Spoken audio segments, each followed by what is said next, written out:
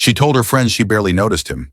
3 weeks later, she was driving to his apartment at 2 a.m., texting him things she'd never written to anyone. Not because he was handsome, not because he was wealthy, because something had happened inside her nervous system that she couldn't undo. This is the method no one talks about. Not because it's complicated, because it's too effective to be discussed openly.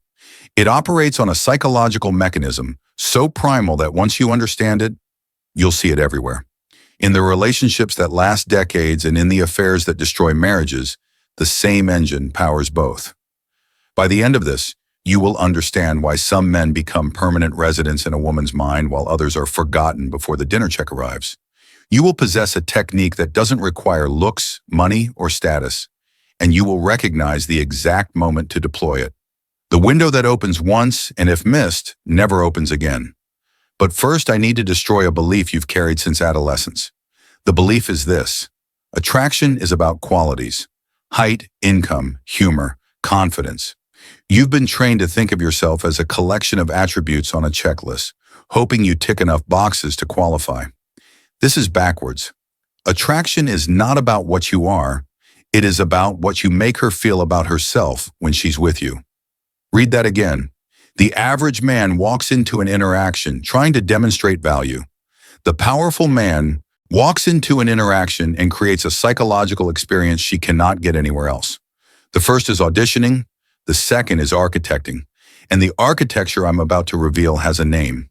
Historically, those who understood it called it the imprint. In 12th century France, there was a philosopher named Peter Abelard. Brilliant, arrogant, hired to tutor a young woman named Eloise, the niece of a powerful canon. Within months, she was pregnant. Within a year, they were secretly married. Her uncle, enraged, had Abelard castrated in his sleep. But here's what history books skip over. For the rest of her life, decades after the attack, after he became a monk, after she became a nun, Eloise wrote letters to Abelard that read like fever dreams. She confessed she would rather be his mistress than any emperor's wife. She admitted she replayed their encounters in her mind during prayer. She said his image visited her, even at the altar, a castrated monk living in a monastery, and she couldn't stop wanting him. Why? Because Abelard didn't seduce her body. He imprinted on her psyche. He created an experience so intense, so singular, that her brain physically rewired around him. He became the standard against which every future feeling would be measured and found lacking. This is not poetry. This is neuroscience with a medieval costume. The imprint works because of a mechanism psychologists call state-dependent memory. Your brain doesn't store experiences in isolation. It bundles them with emotional states. The person present during a peak emotional experience becomes neurologically fused with that feeling. This is why you remember exactly where you were on certain days of your life. The emotion branded the memory, and whoever stood next to you during that branding became part of the brand. Most men create no emotional peaks. They play it safe, they're pleasant, they're appropriate, they're nice, and nice creates no neurological anchor. Nice is background noise. Nice is the color beige in human form. The woman leaves the date. It feels fine. She felt fine before. She feels fine after. Nothing changed inside her. Nothing imprinted. Then she meets a different man. He creates a moment of such intensity, fear, excitement, confession, transgression, that her nervous system lights up like a switchboard. Now he's fused to that electricity. 3 months later, she's still thinking about the second man. She cannot remember the first man's last name. So how do you create an imprint? This is where the method becomes uncomfortable because the technique requires you to do something most men are terrified of. Lead her into emotional territory she has never visited. Not dangerous territory, not harmful territory, uncharted territory. Let me be precise. The average interaction between a man and a woman follows a script. She expects certain questions. She has pre-rehearsed answers. The conversation moves on rails. It's comfortable, predictable, dead. The imprint happens when you derail the script. When you ask the question, no one asks. When you say the thing, no one says. When you create a moment that forces her out of autopilot and into presence. Here's a simple example. She's telling you about her job. The script says, you nod, ask a follow-up question, relate it to your job, nice, forgettable. Instead, you pause. You look at her differently, not predatory, but penetrating. And you say, "You don't actually care about any of that, do you? There's something else you think about when you're alone. What is it?" The temperature shifts. She laughs nervously. She deflects. But something has changed in the room. You've created a crack in her performance. You've invited her into a space where pretense doesn't work. And if you hold that space, if you don't flinch, don't soften it with humor. Don't rescue her from the discomfort. She will step through the crack. What she reveals next, she has likely never told a man on a first encounter. Maybe never told anyone. That revelation is the imprint. Not because you tricked her, because you gave her permission. You created a container strong enough to hold what she usually hides. And in that moment, you became fused to the feeling of being truly seen. She will associate you with that feeling for years. Rasputin understood this at a molecular level. The Siberian mystic who infiltrated the Russian royal court was by all accounts physically repulsive, unwashed, crude, wild-eyed. Yet aristocratic women, including the Serena herself, became entranced by him, not despite his intensity, but because of it. Rasputin didn't charm, he confronted. He would stare into a woman's eyes until she became uncomfortable. He would speak about sin and salvation in the same breath. He would tell noble women things about themselves that polite society forbade anyone from mentioning. He made them feel exposed, seen, and somehow absolved all within minutes. Was he manipulating them? Perhaps. But the mechanism was real.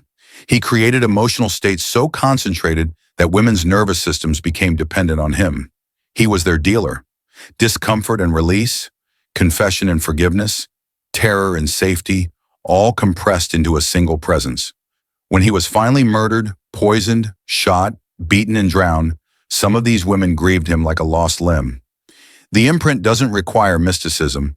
It requires the willingness to create intensity most men are too afraid to generate. Here's where most men sabotage themselves. They intellectually understand the concept. They recognize they need to create peaks. But when the moment arrives, when they could push past the surface, when they could hold silence instead of filling it, when they could ask the question that makes her breath catch, they retreat. They crack a joke. They change the subject. They soften because intensity feels risky.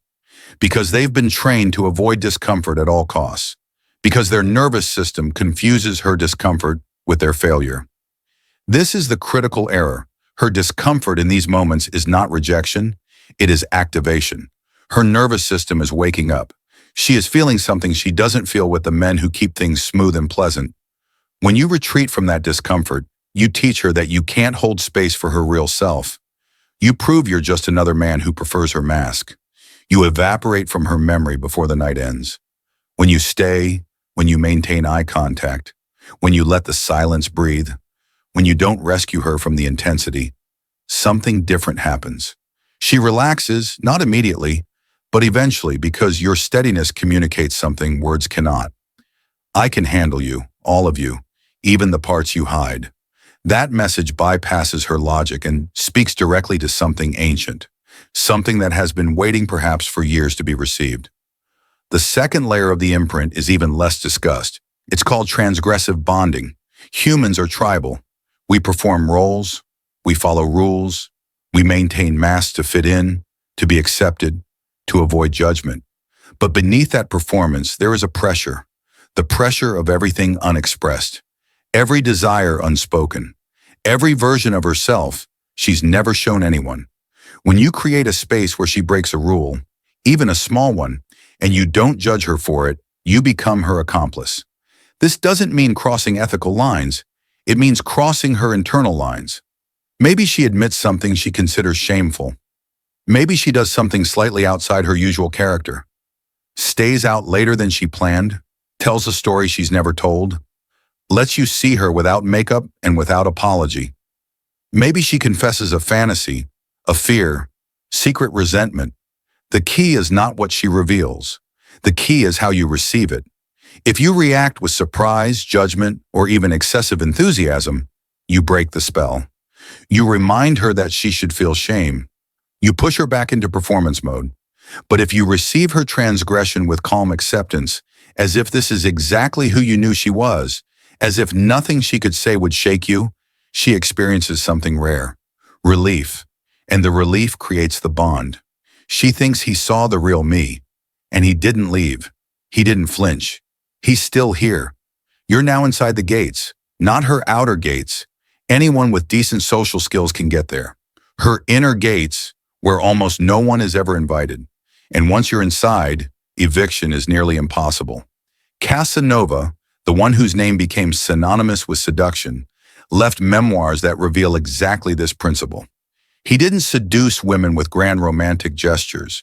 He seduced them by becoming their confessor. He created private worlds where the rules of society were suspended. He made each woman feel she could reveal herself completely without consequence. In one account, he described spending hours simply listening as a woman detailed her frustrations with her husband, her secret longings, her disappointments. He didn't offer solutions. He didn't moralize. He held the space.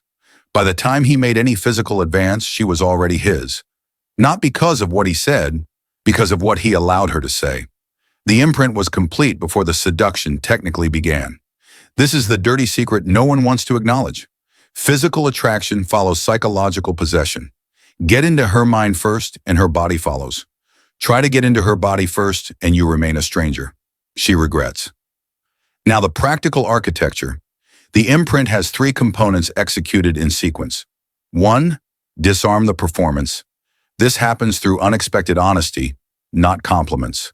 Those reinforce her mask. Instead, observations that cut beneath what she's presenting. You notice the things she didn't expect you to notice. You name the things she thought was invisible. You smile more when you think someone's not watching. The one you're giving me now is for performance. I want the other one. This is a pattern interrupt. It breaks the script. It signals that you're not playing the game everyone else plays. 2. Create the confession. Not through interrogation, through permission. You share first something real, something that carries weight. Not trauma dumping that's weak, something that shows you are unafraid of your own depth. Then you wait. You create space for her to match your vulnerability. You don't ask directly. You let the vacuum do the work. When she fills that vacuum with something true, something she doesn't tell people, you've entered the inner gates. 3. Seal the transgression. Whatever she reveals, you receive without flinching. You normalize it. You meet it with recognition, not reaction. You make her feel that her truth, however dark or strange, was exactly what you expected from her.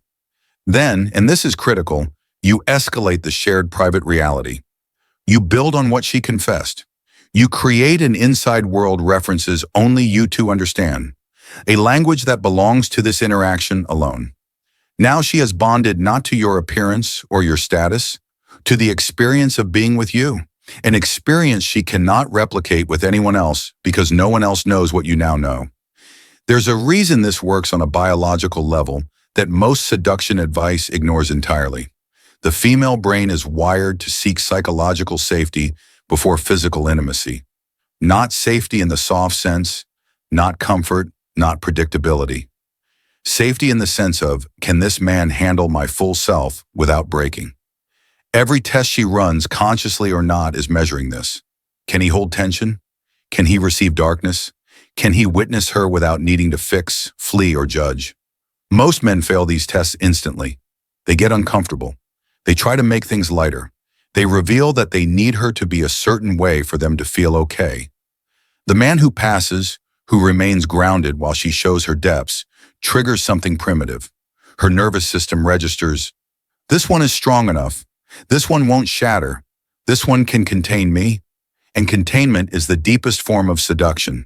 There's a story from the court of Louis XV that illustrates this perfectly. Madame de Pompadour, the most famous mistress in French history, was not the most beautiful woman at Versailles. She wasn't even the most charming, but she maintained the king's obsession for nearly 20 years. While younger, prettier rivals came and went, her secret was not what happened in the bedroom. It was what happened everywhere else. She created a private universe with Louis.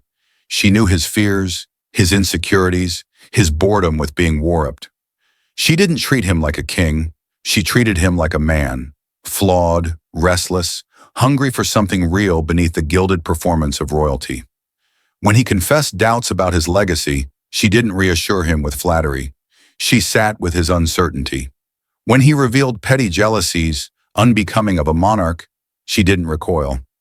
She made him feel that his smallness was safe with her. She became irreplaceable, not because she was exceptional, because the experience of being with her was exceptional. She had imprinted. When she died, Louis reportedly said, "She was the only woman in France who ever truly listened to me." Listening, that's it. But not passive listening, active, penetrating, unflinching listening that made a king feel more seen than all the courtiers who spent their lives studying his every preference. Now here's where men go wrong, even when they understand the principle. They mistake intensity for aggression. They think creating peaks means being provocative, challenging, or dominant in an obvious way. Wrong. The imprint is not about force, it's about depth. You don't create intensity by overwhelming her. You create it by going where others are afraid to go emotionally, conversationally, psychologically, and taking her with you.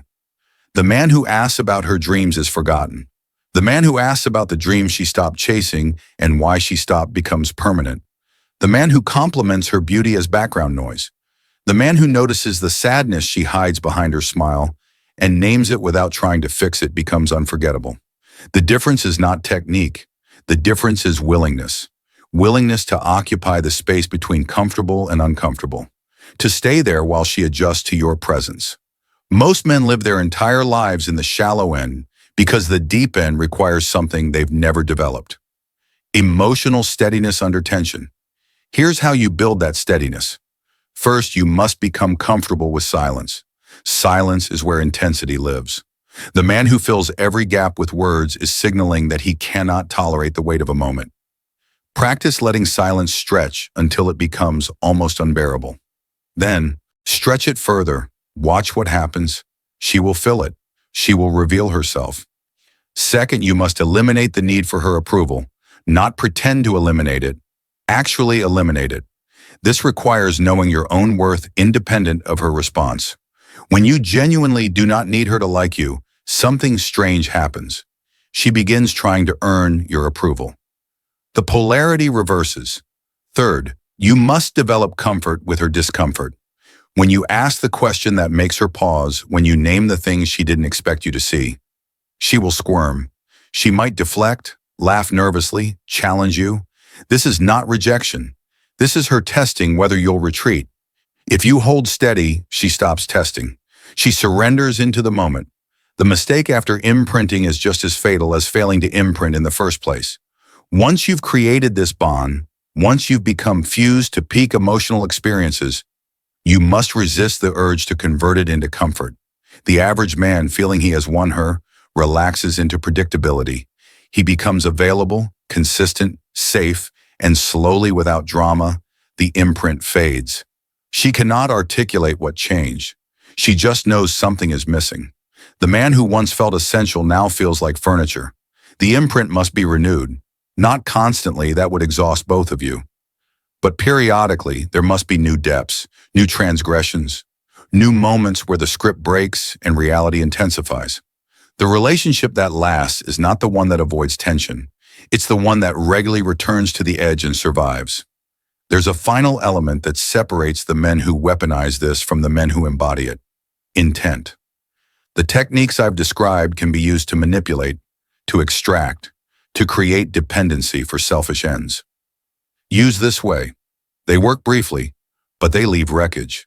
The man who understands the imprint at its deepest level recognizes something most miss. It works in both directions. When you create space for her to reveal herself fully, when you receive her without judgment, when you build a private world that belongs only to the two of you, you are also revealed.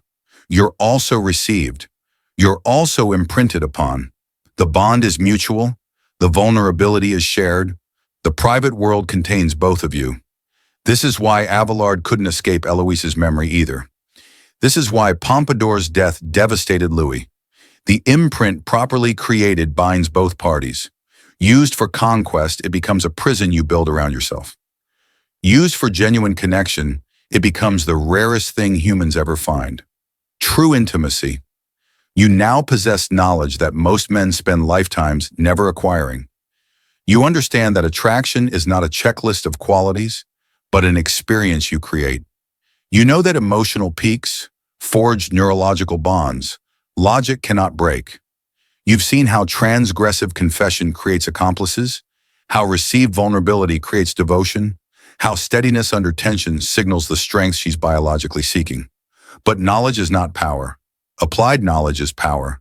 The next woman you meet is an opportunity, not to practice techniques that framing guarantees failure, but to practice presence, to practice asking the question beneath the question, to practice receiving whatever she reveals with the steadiness of a man who cannot be shaken. One real conversation, one moment where the script breaks, one confession received without flinching. That's where the imprint begins. And here is the thought I'll leave you with. Every woman you've ever lost, every connection that faded, every relationship that ended with her saying, "I don't feel it anymore." These did not fail because of what you lacked. They failed because of what you never created. She didn't need more dinners, more compliments, more texts asking how her day went. She needed to be taken somewhere she'd never been. She needed to feel something she couldn't find with anyone else. You had the capacity, you just didn't know. Now you do. If this changed something in you, if you felt the shift while listening, then you're not like most who pass through here. Subscribe now. What we discuss on this channel isn't designed for everyone. It's designed for the few who'd rather know uncomfortable truths than comfortable lies.